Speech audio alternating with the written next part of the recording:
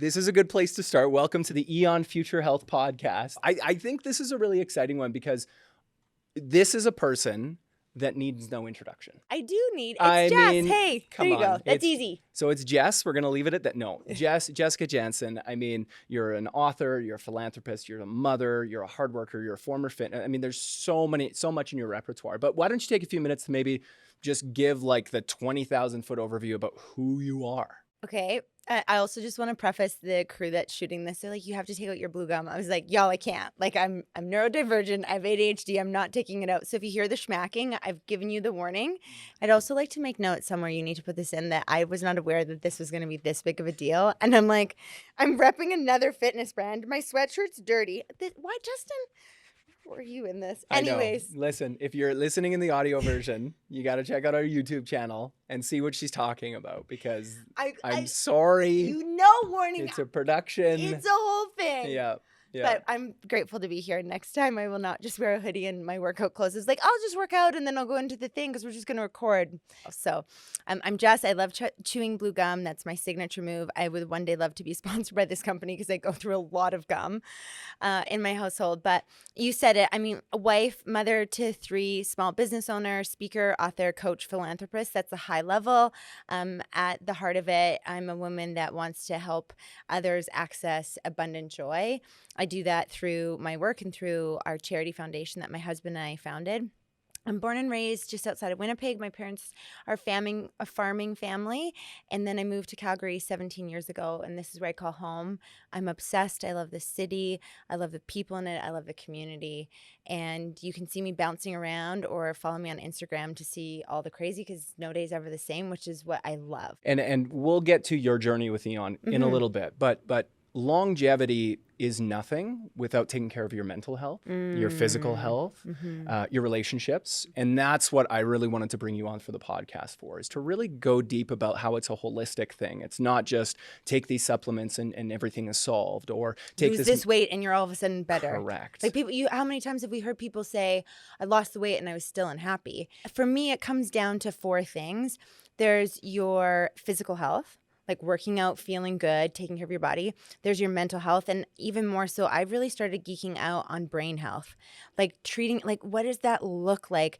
And now every time I go to like have a glass of wine or someone offers me a drink, I'm like, gosh, this really isn't the best thing for me. I think there's, a rhythm and flows and seasons.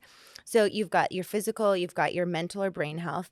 Then you've got your emotional health and talking about emotional range and processing that. And I think so many sicknesses can be stemmed from. I even have one day, I should see if you can get this picture, but it's a picture of like this foot fungus thing that I got, and there was no cause of it other than I think it was stress trapped in my body and I didn't know where to go, and it was the weirdest and grossest thing. I had sausage feet with blisters, could barely walk, but like that's such a thing.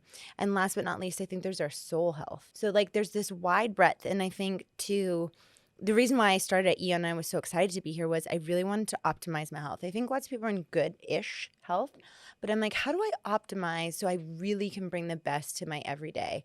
And it's not just one thing. It's like this, for me, it's this 4-prong approach of, physical, mental, soul, and emotional health. How am I taking care of myself and those relationships around me?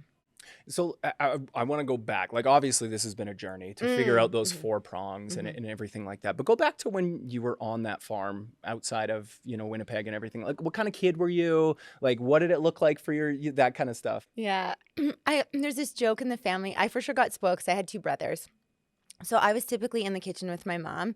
We all helped out around the farm in many ways, but my brothers obviously gravitated towards like the equipment, and I gravitated towards helping my mom. Very traditional farm roles, especially. I remember this one time my dad's like, hey, can you drive the combine to the next field? And, when you're driving large equipment from one area to the next, typically you'll have someone following in a truck with their flashers on. And my grandpa was on the radio the whole time. And My combine was 3 times the width of him. You could just not see a clue in front. But whoa, slow down, whoa, too fast. And, just like that, like such a generational gap of where we are today and redefining that. So I would say I grew up in a very like traditional home, a loving family. My grandparents married. My dad's, mom and dad married for over 60 years. My mom's parents married for over 60 years. We went to church on Sundays. We grew up Mennonite, but not super strict. We had one TV with bunny ears. Like, it was pretty simple, and I love that. Like, you wear hand-me-down clothes. I got bullied as a kid in both elementary, junior high, and high school. I really struggled with mental health. And it's weird because you look at me and you're like, oh my gosh, you're so joyful.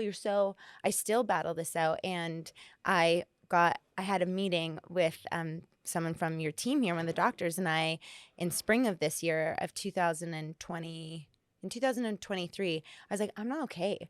Like, I'm like, something's not firing. I'm depressed. I'm not okay. And like, that's where I'm really learning to listen and tune into my body.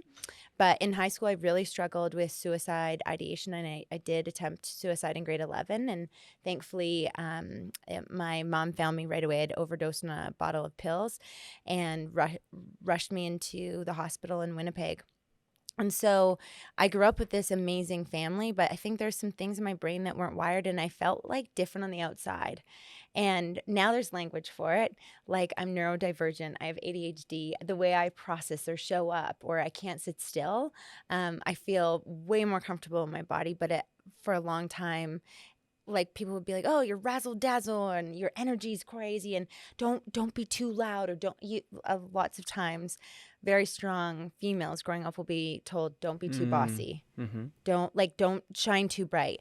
And it's not that my parents ever asked me to dampen, but the words like, don't be too bossy. And I came from a loving spot. It's not like they were trying to be mean. They're just trying to make sure I was inclusive and, allowed everyone a turn. So interesting growing up. I think I fought the roles of like how I fit in, and that my brothers kind of had their role in the farm. And I was like, to the kitchen you go. I had a wild imagination. I would make up TV shows while I do chores on the farm and be like, one day I'm going to have my own show in Hollywood.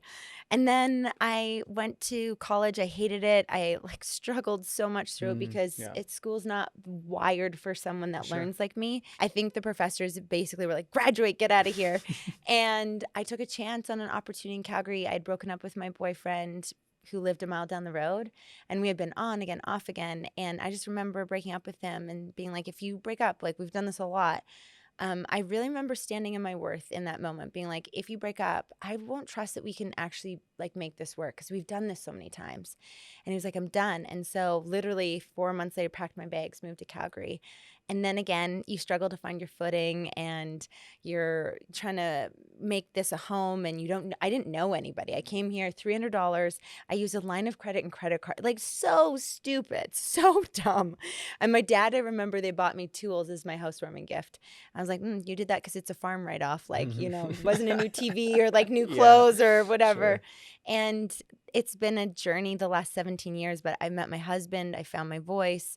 I've built community here, and I love this city. So how do you go from, the traditional roles on a farm, having a loving family, but almost being told that there's certain roles that you need to fit, and you need to fit in a certain way, to branching out to where you are today? How did you discover that voice? What would you credit a lot of that to? It's a great question. I don't think I've ever been asked that. I would attribute it to two things. One is my faith, and I'm very open about that. Just having a security and just a peace in who I am and how I was created to be. And number two is being around good people who believe in you. Jason Kelce, I know, big hot topic, obviously Taylor Swift, Travis Swift, Kelce Swift, all this. But Jason Kelce has a quote, and when he finishes his documentary, he says, the best gift that you can ever give someone is belief in themselves. And that really stood out for me, because in these points along my life, I think there's been people who have had this deep-seated belief in me, so that when I didn't have belief, I could keep going. And so I would attribute to this beautiful life that I've built that has not been easy. I don't want to sugarcoat it. It's been really freaking hard, but it's also really friggin' awesome, has been because of community and people's belief. And then because of investing in therapy, working out, being around people whose energy bring you up, not bring you down, I have started to have this deep-seated belief in myself that I'm like, no, you're where you're meant to be. No, it's okay. I was just on a retreat and one of my really good friends was there and I've lived with her and we've been roommates and, 20 years of friendship and, heartache and all of these things. And in front of a group of women, she apologized. She's like, we made so much fun of you when we lived together.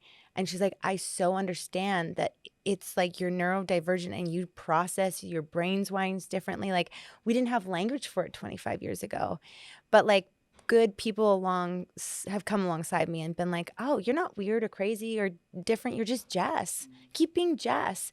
And when those people foster that, it helps you come alive and continue to be the most authentic version.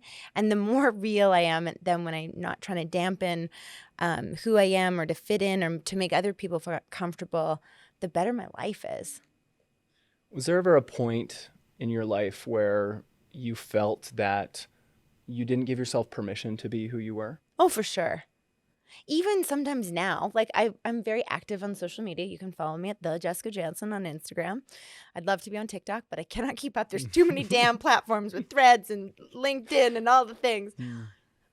But even now, I'll catch myself and being like, oh my gosh, if you do that, people are going to think you're too much. Or, ooh, like, I wonder what, like, and I have to stop myself. So for me, it's almost like a daily practice of like, no, you're just going to be your most authentic self and people can have opinions or judgments or talk behind your back and that's their issue and you don't need to worry about it.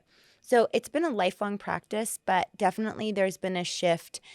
And I mean, to bring it back to Lewiston, our second child passed away from a rare genetic disease. And I remember on the 1-year anniversary of his passing, I remember the exact spot. I was driving on the Caffro Bridge on Deerfoot. And it was like, it's like, why have you been playing small this whole time? Like comfortable, small, like you're just do the thing, like keep it, like you can dream big, but don't dream too big or like, oh, it's not going to happen. And now, like, I would call them Oprah-sized dreams where I'm like, let's just do the thing. Like, I want to be the lady writing the checks, doing the things, like being like, you need 10 grand to do the thing because you have this idea and like you've had some tough go. Let's write the check and let's do the thing. And so in that moment when I was driving on the bridge, it was like, stop playing so small. I just was like, my son lost his life. And in that,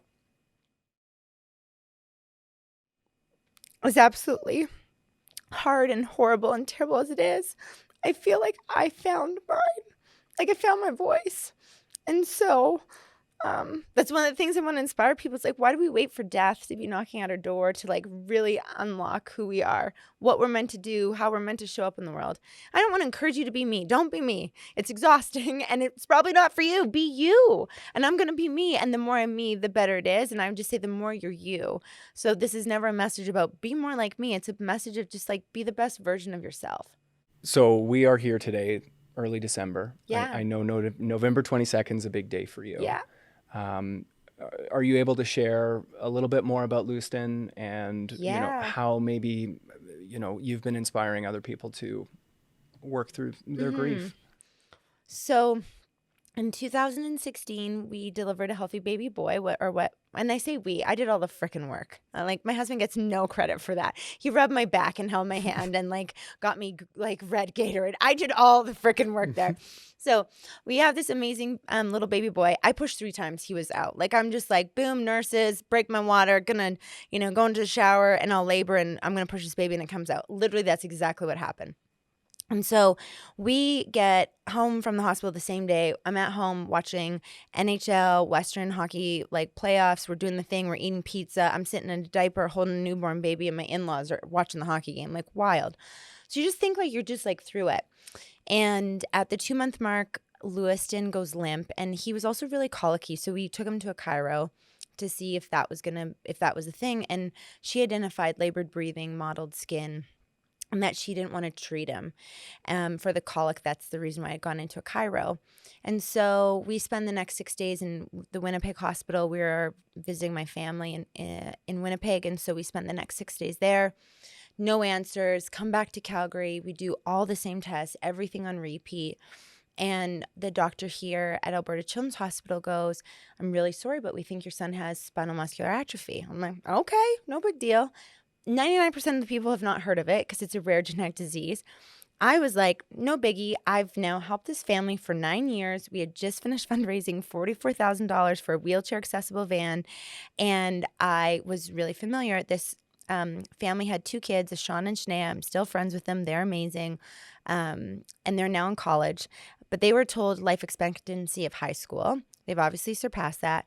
And so I was like, okay, we'll need a wheelchair accessible van. They're in wheelchairs full time. They can't walk. Their bodies robbed of movement. But I wasn't thinking anything more than wheelchairs need an accessible van. We're going to get the blue handicap pass, and I'm going to need like a ramp to get into our house. But what the doctor said to us next was where our life like got the lid flipped off of it. And the doctor said, we're really sorry. There is no cure, no treatment, and there's nothing we can do. We don't think he'll make his first birthday. We're really sorry, but because he's been diagnosed so early, we're just going to be here, and our role will be to keep him comfortable. And so you're like, okay, cool. Fall to the floor, bawl a million tears, feel like the weight of the world is on you. Like, they've got to be wrong. You're like in denial. Like, we want to get a second opinion. You go through all of that. And we received the most incredible care at the Alberta Children's Hospital. It brings me to tears to think about the incredible people, everybody from the unit clerks and the managers to the people cleaning the room to we had the head of maintenance come in and have dance parties with us. Every single bit of our experience was beautiful, and it was because of the staff and the medical team and the nurses and the doctors who did absolutely everything, even though there was almost nothing that they could do medically wise.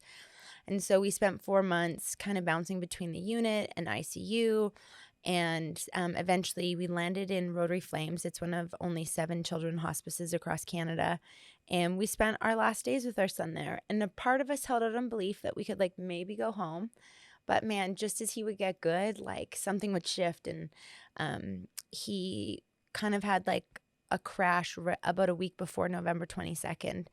And in that moment, he flatlined, and my husband wasn't there. And I was like, I made them beg our son. I was like, he can't die like this. He can't die because he choked on something. And so the team resuscitated, and we had to have a really tough conversation of like, hey, this is not a resuscitation facility. This is a hospice. And we made the decision that if Lewis didn't have fight, we'd have fight as a family. And if he didn't have fight, like we had to be okay to let him go.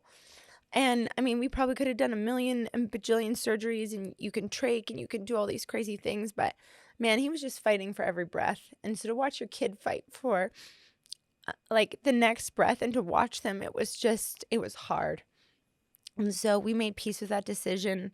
And a week later, we knew he was done his fight. And so with the amazing team at Rotary Flames, they helped us give him, honestly, the most peaceful, beautiful, challenging, crazy death experience that you can have. And we're just so grateful for the people that poured in and helped care for it, and the community. And that's really when I saw a community at really finest. Our family did. We just decided to make our journey public on social media. That's why I started on social media. I really wasn't on it for any other reason. And then it was just the easiest place. Like, you post a picture and you write a thing. There wasn't like trying to code a website or trying to figure out a blog. I'm not techie at all.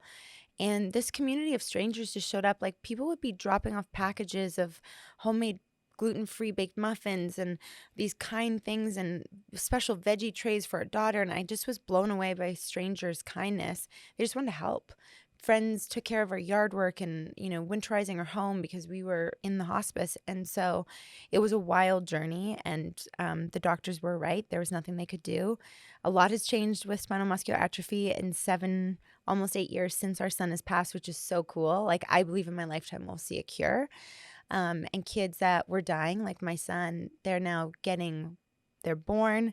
They're able to get diagnosis. We funded a pilot project here in Alberta, which helped, ripple across Canada, that now every baby in Canada is now screened for this disease. So you get a heel prick. Please get your children newborn screening. They screen in every province for different diseases, but every province includes spinal muscular atrophy. And now there's not one, not two, but there are 3 incredible treatments. So Lewiston was just born a little too early. But the science, the technology, and how they're able to help these families, and kids that were dying are now downhill skiing. I have friends, that little girl was on skis. She's 3, and she was downhill skiing on Grouse Mountain last year. Like crazy. Yeah.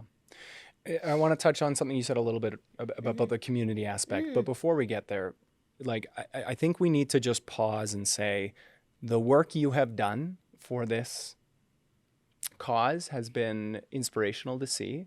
How much have you raised to date? I think, and don't quote me on this, but I can confidently say 2.2 million, but I really hope that by the end of this year we can say $2.4 million in 7 years. And it's pretty badass, because it's literally been like dollar by dollar, cent by cent, some really large checks, but lots of little checks, and $20 donations from strangers on the internet. So if you are a stranger on the internet and you've ever donated, thank you, because like it truly has been life-changing work. And a lot of the funds also go back into our local hospital, some mental health stuff, some other stuff, but also we help fund families that kids are living with it, or adults where like part of their wheelchair isn't covered, or they need a ramp to get into their house, or they want to do physiotherapy, but it's $10,000 for the year. Like, I don't got $10,000 kicking in my bank account to do physiotherapy for my kid that should just be playing soccer and having fun and running outside with their friends. So we've been able to make incredible impact because of community. And let's touch a little bit more on community, because we know that's for holistic health, that is so important. You may see headlines nowadays too of like people are feeling more isolated than ever, more lonely, right? So talk to me about like not only the power of community that you've seen, but like if somebody's feeling stuck and they don't feel they have that community, like what would you say? So it's crazy. This is one of the number 1 topics that I'm getting asked as a speaker. So I speak for a living. That's how we pay our mortgage. It's one of my favorite things to do. And companies and organizations and businesses are coming and saying, our people are feeling disconnected. If you follow Dr. Jody Carrington, she has a whole movement on like reconnection, and it's amazing. So if you're needing some like, and she's an actual doctor, so you could follow her for very sound advice. She's also hilarious and swears a lot. So go check out Dr. Jody Carrington. But the practical things that I can tell people to do is get in community. And someone was saying, I just feel like I'm always left out. I don't feel like I'm included. And I said, okay, you gotta stop sitting on the sidelines. Like, unfortunately, no one's gonna do it for you. I'm just gonna call a spade a spade. Number 1 is show up for others how you want them to show up. Okay, great. Some people are like, I've done that and then I've gotten burnt. Guess what? We give generously and we expect nothing.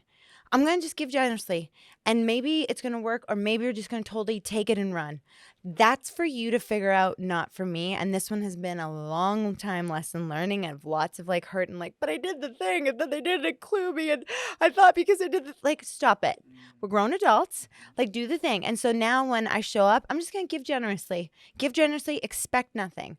Now it's different in business, that like where you have a contract and clear guidelines. I'm talking about building community with friends and people, that deep rootedness. And the second thing that I always tell people, besides get into community and like show up for others how you want to show up and then give generously, expect nothing, is go to group fitness. Here's why. Group fitness is like-minded people who want to better their freaking life. And a lot of my closest friends have come from group fitness. Yeah. And I was like unpacking this and I'm like, yeah, because they care about their lives. They care about their health. They're carving out time and they know how to prioritize. So when you start going and you're like, oh, people are like, oh, where'd you meet? Honestly, my answer is either Instagram, because people have supported, or group fitness. Yeah. Like my closest, nearest, and dearest friends. That's where. Or you meet people at work. So find the people that are doing the stuff that you want to do or that you dream of doing. And if you're not great at it, just put yourself out there.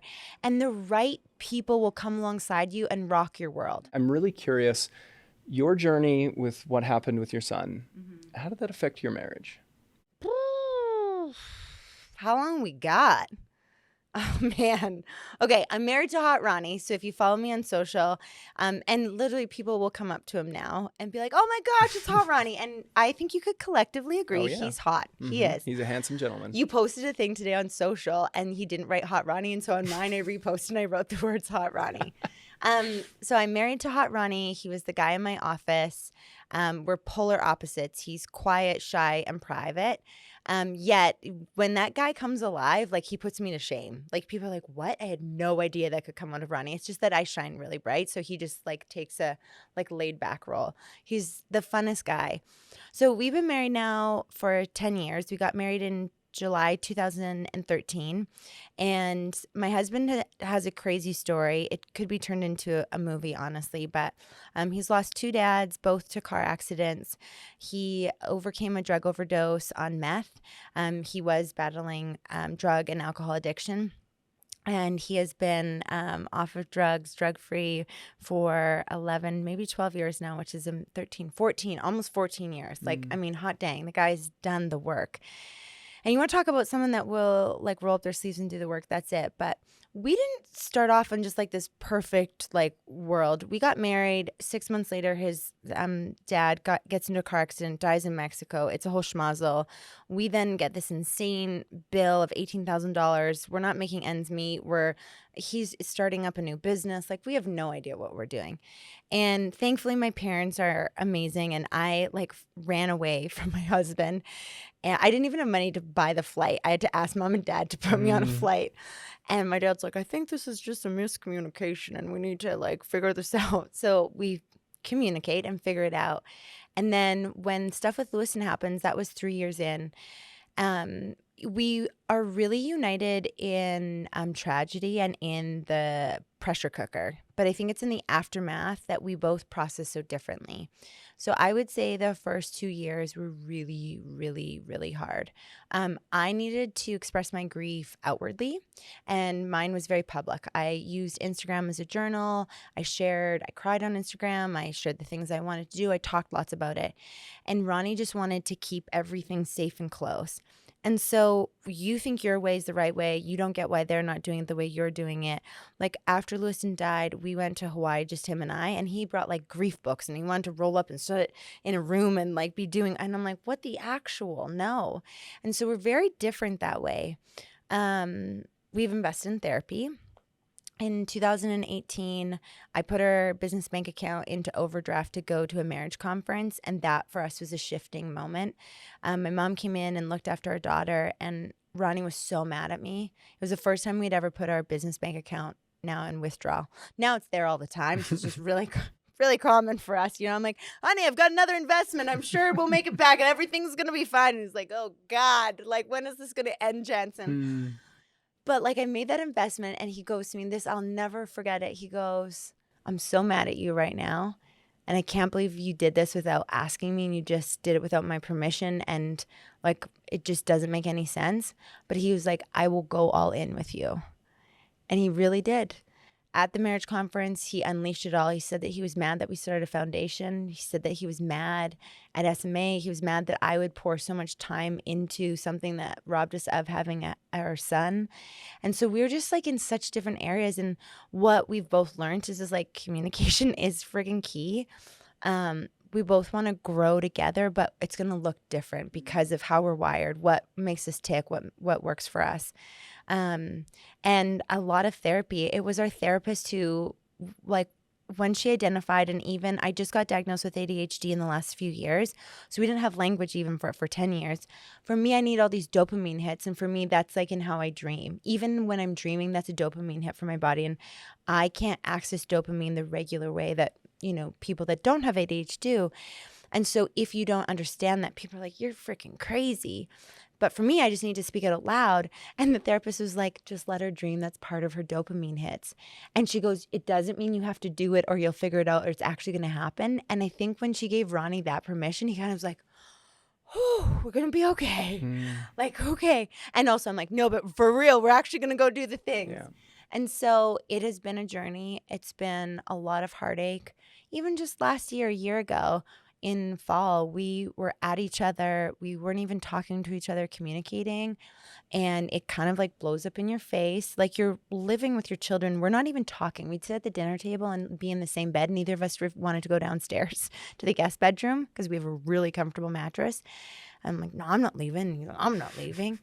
And it just was come to head. And I had to say to him, you have to figure out your shit. And then he was like, well, guess what? I need you to do this because I can't function with this happening. And so it's like knowing what battles to really press into and what stuff you got to let go of. And so, I mean, we had a battle yesterday. I was like, hey, so you're going to fix the leaking shower that's been like this for 3 months? He's like, why would I? He was like, if I do it, it's not going to be the right thing that you would do. I was like, woo, touche. I'm like, okay, fine, I'll just call it. Like, I was just waiting for him to do it. Yeah. And he's like, why am I going to do it? You're going to criticize it. You're going to tell me it's wrong and it's not good enough. Yeah. So you freaking do it. I was like, okay, I'll freaking do it because I like my way anyways. Totally. Like, this is marriage. It's like learning to like, and now we laugh about it. And he's really good. Like, if I'll start losing my ever-loving mind, he just starts making fun of me in a way that then like I start just laughing. So I'd say like, learn to have fun, learn to let it go. Like our kid died. There's hard things. Like, is the shower and the faucet and that whole thing, is that really worth, like, being mad at each other for? No, it's like, I'm an idiot. I should have just freaking taken care of it in the first place because I'm not going to like how he does it anyways because I'm a dick. Totally. Like, yeah. No, I just question about the timeline there. So from when Lewiston to that retreat. That was 2 years. 2 years. So. A year and a half. So a year and a half to hold on to something like that too, right? And that's the thing about grief and like takes time and it manifests in a different way. And at year 3, I lost it on him. At year 3, he went to work on November 22nd, the day our son passed. He went to work that day. I was pregnant with our third child, which was amazing. My daughter's at preschool. We're living in our friend's home, which was beautiful and amazing and such a gift and a blessing. But I'm on the floor, mad at my friends for not calling and recognizing the day, feeling utterly alone. And then like Ronnie came home at 5, was like, well, what's for dinner? I was like, are you bad? I'm going to run after it. And so like we like talked about it and I'm like, okay, here's what I need. I need this day to be recognized and I don't want to have to cook dinner. Because the last thing I can think about on the day that my kid died is like, I don't know. Do you want roast beef or spaghetti and meatballs? Like, are you kidding me? And I also don't want to clean up the friggin' dishes, which is a blessing because that's such a gift to be able to have dishes in a kitchen to clean. And so we're like, okay, this is what we need. And so we started riding water slides. And we started when our daughter was really young. And now it's like the best day ever. We are just us as a family. There's zero expectations. We eat out every meal and we just ride water slides. I'm like, I don't know, try to be sad and ride a water slide. It's pretty impossible. And this year I made a family, we're matching bathing suits and like, it's about the ebbs and flows. The grief is never going to go away. I will never be over my son. I will never be over that loss. I'm never over the loss. Like I grieve when I see families of 3. Like it just makes me want to weep because I'm grieving the loss of a family that I thought I'd have 4 kids and I'd be driving Suburban and beep, beep. Like here comes soccer mom and I got the pail of orange slices. And now I'm like not there at all. Yeah. And so it's wild and crazy, but we still are in the hard things. I think we have better language, better tools. We know when we need therapy. We're both in therapy on our own. I have a coach. He hasn't gotten a coach yet. I would love for him to have a coach because I'm like, therapist helps us deal with the past and a coach is, helping you for the future. That's why I coach. So it's been a journey, but both of us also do a really good job of taking care of ourselves health-wise, which has also made us better. Like for a long time, it was like, oh, we don't have money. I can't afford a gym membership. It's just, blah. And it was like, spend the money, do the thing, because that will be the thing that keeps us sane. So honoring what that person needs. Like on a Sunday, Ronnie felt so guilty for going to want to work out and have a massage. And now I'm just like, I'm going to go book the thing. I need this. Otherwise, I'm going to turn into a basket case. And I'm like, do the thing. I fully support it. Because if it's going to help you show up better, then I want you to have that time. You touched a little bit on fitness too. So your journey as a fitness instructor, you've done spin for a long time and everything, but you're staying active here at Aeon too. You've been here doing the strength training. So talk a little bit about your fitness, how like there was a picture of your gun. See the gun show? Yeah, right. I mean, we saw that on social media the other day, but yeah, talk about how your strength has changed over the past 2 years. I've never had muscle definition until here. Like, I haven't, and it's so friggin' incredible. So I've been here just over 2 years now, and it's been a journey. And I think some people see me now, and they're like, okay, I want that. And I was like, just so you know, Susan, I didn't start seeing results until 6 months. And I think people started noticing around the 8-month mark, like really noticing, like, whoa, like what's different? And I was decently healthy. I taught fitness. I taught spin and Legree, like a Pilates type workout here in Calgary. Massive shout out to that business. They're incredible business owners, and I think it's a great workout. And then, I mean, 3 kids, your body's different, all the things, like what worked in your late 20s does not work in your late freaking 30s. That's my experience anyways.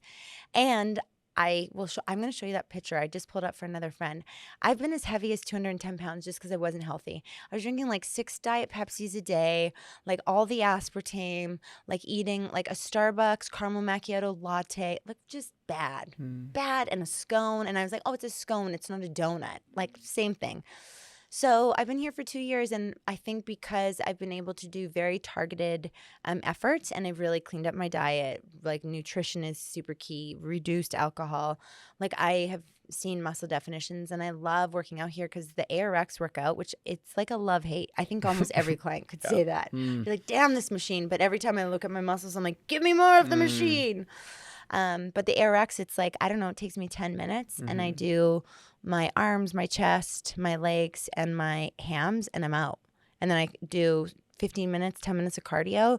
And for someone like myself who has such a full schedule, I do this workout twice a week here when I'm in town and I'm not traveling. And then I supplement with yoga, and we have an at-home gym. And so I love incorporating. I'm wearing church fitness. Like I love going to support other local businesses.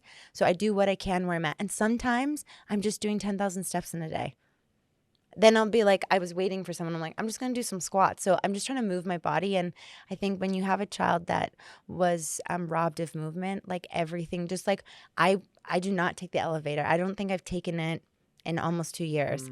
I take the stairs because I know that that's a gift, a blessing to be able to move my legs, hold my bags, and do all of that. I'm still breathless. I have not figured that part out, but that's a gift. And so if you have a body and you can move it, don't waste it. And I love that you added the fact that you're supplementing with other things, right? Like, sure, you're going to get a full body workout here in 10, 15 minutes. But this, in conjunction with other lifestyle factors, can be the magic bullet for a lot of people too, right?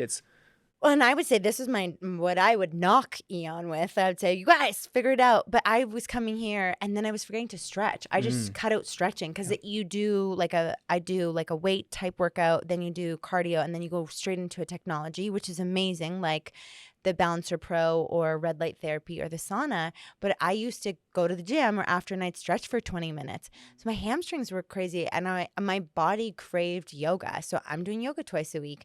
I go to hot yoga. I absolutely love it. Clears my mind. But like, I don't think there's like this one silver bullet of just do this thing. And that's what I'm learning. And I think when you can tap in and really listen to your body, like even for food, like I've really tuned into that. Like, oh man, I need protein living with ADHD. Like that helps me think clearer, show up better. And same thing, it's like, okay, what does my body need? Okay, it doesn't need a heavy weight workout. And sometimes I've come here and I've had to tell the team, I'm like, I'm here because I want to stay consistent, but I'm going to take it easy today because I'm going to listen to my body. Yeah. And they're great at respecting that. And other days I'm like, I'm going to give it all I got. I'm Hulk. Yeah. Yeah, absolutely. Now, the kind of the first step that you took was a health assessment, right? So this was a good chance to look under the hood. So like, tell me what that discovered for you, or like, what did you find that you were kind of like, I had a fatty liver. I had a fatty liver. I was so mad when they gave the results back. And I'm really a pretty open book about my health. And I actually had liver disease when I in high school. So that didn't shock me because I've had liver issues before. But I was like, I don't even drink that much. Like, why do I have an unhealthy liver? So unhealthy liver, iron, which I know because I'm celiac. Typically, you don't get enough iron when you're celiac just because it's in a lot of foods that carry gluten. So that was really, really low, which made sense for some fatigue things and just some other things. And then for the most part, it was like, hey, you're pretty healthy, and nothing was glaring. So I did 3 months here just with some of the supplements, worked out. And then I was kind of frustrated that I didn't see better results. And that's when I was like, I met with the doc here and I was like, like, I feel like I can lose more weight. I don't need to be a stick. I don't want to be a stick. I'm a curvy, like me and Marilyn Monroe are like sisters. Like we got the curves, we're kicking. But I was like, I feel like I can be a better version. And I'm like, carrying the extra weight, it's hard on your body. Like, why do that to yourself?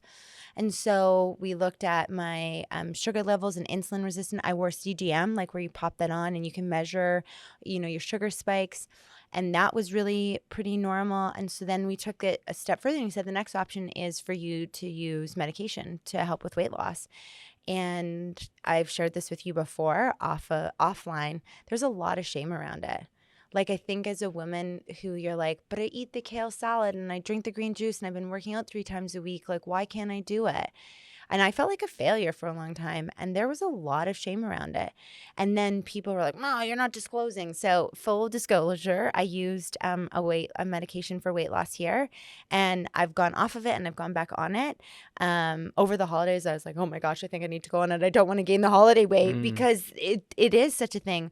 But it worked for me, and I don't want to have shame around it because I've gotten so many messages in my DMs from Instagram of women saying, thank you for sharing. I was so stuck. I've tried everything. I had a lady, she shared with me, she's like, I just lost 35 pounds. I finally am prioritizing myself, and I feel amazing. Like, thank you for that gift. And if I can help someone feel amazing, and like, I'm like, do what works for you. And you've got to be in check with yourself. But if I can help someone figure out a way to get their health back in line, whatever that is, or inspire someone to make themselves a priority so that they can be refreshed, I think we can better serve the world. And if I can better serve the world, I can help change it. Just like there shouldn't be, you wouldn't have a stigma around someone who goes on a statin for blood pressure. Totally. Right. So I'm glad that you brought that up because at the end of the day, if this is something that's going to help with a chronic disease like obesity, this is something that, and I'm not saying, Yeah. Do your own research. Talk to your own doctor. 100%. Like, I'm not a medical expert. I'd like to make that abundantly clear. I think they'll probably put a disclaimer. Disclaimer. Yes. Talk to your doctor. But like, and this is probably one of the biggest things that I struggle with is like, I want you to love your body. And I could show up in a bathing suit and love my body at 210 pounds. I'm now sitting about 143 on a good day. But I'm like, I've loved my body, but I'm like, was it the best version, the healthiest version of myself? I still have cellulite. I still have stretch marks. They're going to probably be there unless someone has a magic thing for that. But I'm like, I just didn't want to coast or accept it. And that's what I want to encourage women. It's not about being a certain weight or a certain size. It's about, are you the best version of yourself? And so if you can stand proud and say, yes, I am. Yeah, I'm fueling my body. Yes, I'm fueling my brain. And I'm giving the best of the world. Then do you, whatever number that is, whatever size that is. And it's going to look different for all of us. But that's where I just really want to encourage people. Don't just coast and be like, I love my body and I'm 75 pounds overweight. Like, is that the best version? No, then do what you got to do to get there. Now, with the assessment, we've made some changes. We look at a comprehensive blood test, which looks at over 40 biomarkers. We do a 3D body scan using the Staiku scanner, which that's a shocker. It can predict like Hot Ronnie just did it, and he was like, "Babe, that was eye opening." Right? Yeah. We got some pictures and videos of him in his skivvies, in his underwear, right? So I'll send you those in your private Can DMs. You please? Yes, absolutely. There's Hot Ronnie right there for you. It wouldn't be the first time that he's been online in his skivvies. So that's what he said. It's funny too. I was like, do you mind if he's like, Jess has me in Speedos on the beach. He's like, there's no problem here. So if you want to join us on May 25th, we host a birthday party and you can purchase my husband. He doesn't come home with you for the night, but he does get auctioned off. It's all for charity. And he does wear a Speedo. He didn't do it last year and the party wasn't the same. So he's like, fine, I'll wear the dang Speedo again. Yeah. Yeah. So after the blood work is done, we do a 3D body scan. We do a strength test. Yeah. But a few things that we've added into it to make it a little bit more robust and a little bit more comprehensive. Number one, we've partnered with some AI food technology company. You just were telling me about this. I want to know more. So tell me what it does. So essentially what we do is we get someone to sign up on the platform and we ask them to take pictures of their food.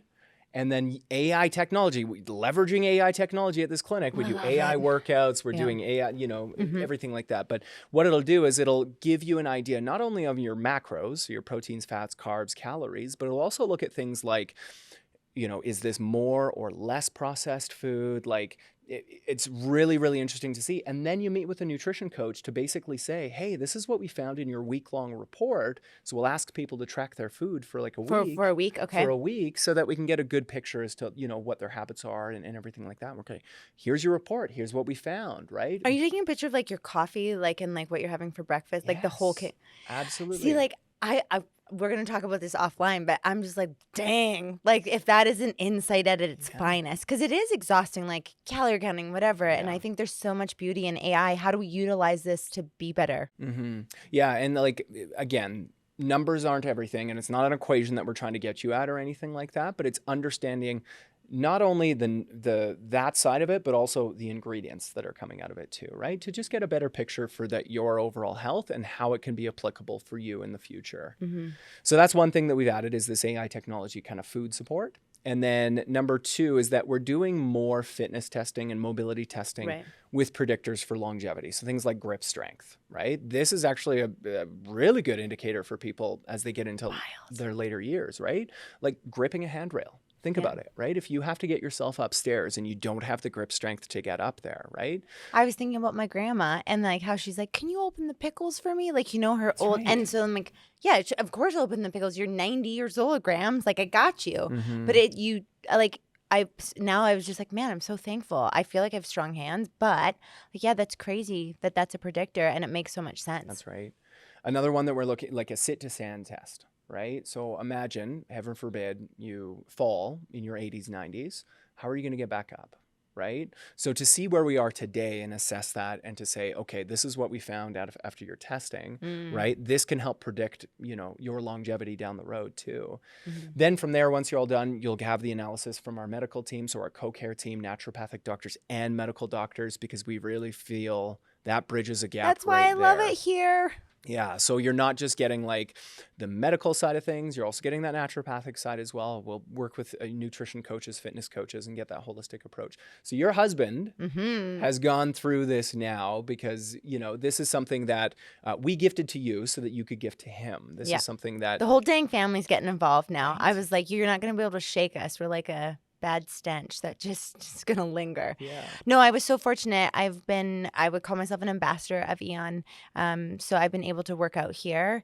I obviously promote it because I love it. It changed my life.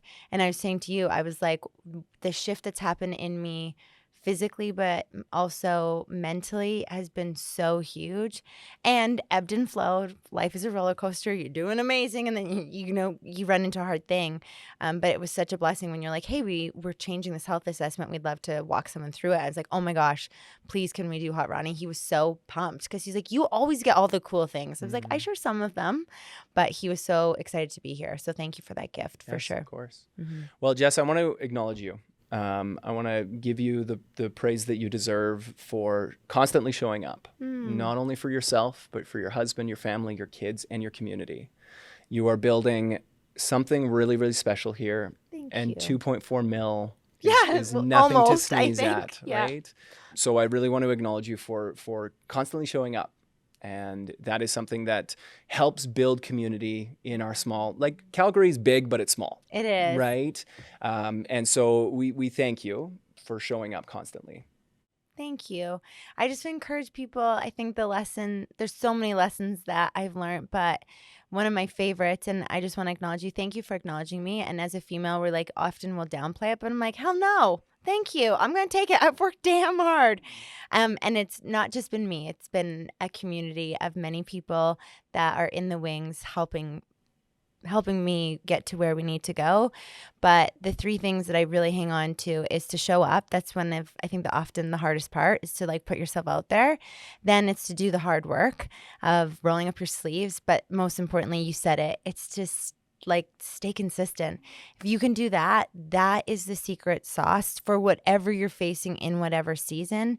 And you don't have to do it alone. Don't be afraid to ask for help. To be in the position that I'm in, I've gotten really good at asking for help from my community, from strangers, from my therapist, from a coach, from a fitness facility. Ask for what you need. And I know that taking care of myself isn't selfish. It's the best thing that I can do so I can take care of others and give my best and serve with abundance. Where can people find out more about you? What are you up to in 2024? I'm going to find a damn publisher and publish my second book. It's either The Practice of Joy or The Hard Work of Joy. And if a publisher has another idea, I'm open to their ideas. But I really want to publish my book in 2024. It's going to be a stretch because it's usually a long timeline. And if I have to self-publish, I've done it once before. We'll do it again. But I'd prefer not to sling books out of my garage. But again, you know me. I won't stop. I'll find a way. So that's coming up. We're going to raise a butt ton of money again for Love for Lewiston to bless families and Alberta Children's Hospital because we really strongly believe in those programs and how we can help others. And then I'm speaking. I'm doing what I love. I'm so grateful. Put me in a room. Put me in, coach. I'm here to serve. I'm here to help. And I just want to give others the tools that I've accessed and I've learned. And a lot of them are free. It's like, how do you shift your mind? And so follow me on social media. I share a lot of the stuff that I've learned. I've got some great resources and books that you can either download from the library or listen to a podcast. But like geeking out on the neuroscience, I'm going to continue to do that because understanding how my brain is wired changed my life and I think took our relationship to the next level and took how I show up in my world to the next level. So jessicajansen.com, don't go to .com. I don't even know if it exists. It's .ca, jessicajansen.ca. Check me out there or on social media. Those are two of the easiest ways. And if you have questions, if something sparks something in my story, I am here to serve. And if I can, I will. If I don't have capacity, I'm also not afraid to say no, but I always try to offer a solution. But I want to support others in their journey to health and wellness. First book, Bring the Joy? Bring the Joy is my first book. It's published in 2020. Yeah. We've sold over 10,000 copies from my garage. Mm-hmm. Wow. Is it still available? Still available. Good. Amazon. I just got a surprise $4,000 bill. So if you want to buy 2 copies, we appreciate it. But no, it's amazing. And it's also on Audible. I narrate it there. The libraries have it. There was some local bookstores that were carrying it. So yeah, it's pretty cool. Awesome. Well, thanks for your time today, Jess. Yeah, thank you. Yes. Come on in. We come did on it. in. Come on in. Now we can right? move. Now I can move. Thanks, Justin. Well, thanks so much for tuning in for the Aeon Future Health Podcast. If you enjoyed this and you enjoyed the content, because we're not just talking about, the structural side of fitness and health and longevity, but we're also talking about the community aspects, the mental health. So leave a 5-star rating on this podcast, on this video, and we would really appreciate it. And send us a message on social media if you want to see more topics like this. Thanks so much for tuning in. Like, subscribe, all those things. All those things. Yeah.